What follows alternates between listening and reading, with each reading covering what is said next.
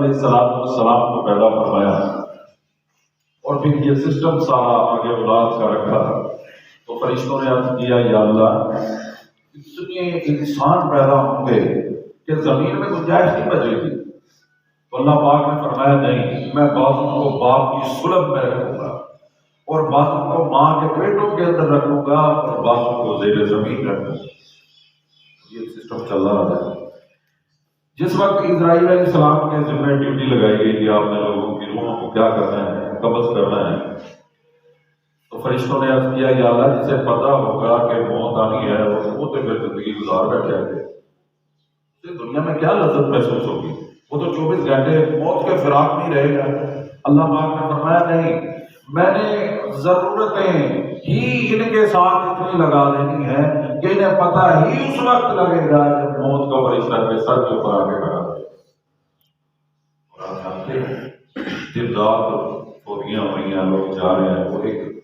جب تک اس محفل میں ہوتے ہیں کیفیت ہوتی ہے، اس کے بعد فرشتہ مٹی ڈال دیتا ہے جب قبر میں دفن کر کے جاتے ہیں کہ بس اب اسے کیا کرتے ہیں، بھول جاؤ اپنے اپنے کاموں کے اندر جاؤ جو مشغول ہو جائے۔ اور یہ بھی اللہ کی رحمت ہے،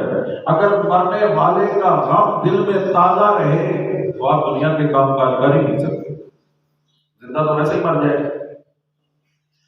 تو شیخ سعدی شہرازی رحمۃ اللہ علیہ لکھتے ہیں کہ ایک بادشاہ اپنے وزیر سے گفتگو کر رہا ہے اور جب موت کی یاد آئی تو حسرت سے کہنے لگا کہ قدرت تعالیٰ کی کھیل رچا ہے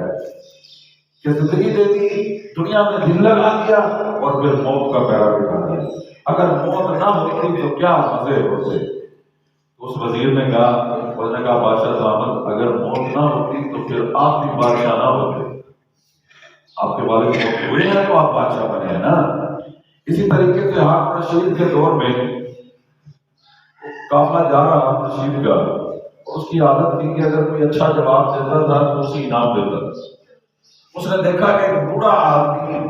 آموں کی گٹھلیاں پا سکتا ہے، اس نے کہا اپنے اداروں کو اسے بلایا، اس نے کہا بابا جی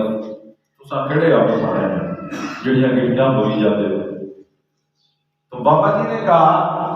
کہ پترا جی ہر بندہ اے گل سوچتا پیا کہ اسی اپنا فیصلہ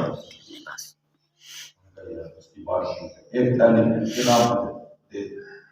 اب جب جانے لگے اس نے کہا نہیں ایک بات اور سن، اسے بھی پتا تھا یہ اچھے جواب پہ انعام دیتا ہے۔ ہاں انہوں نے کہا جی دیکھو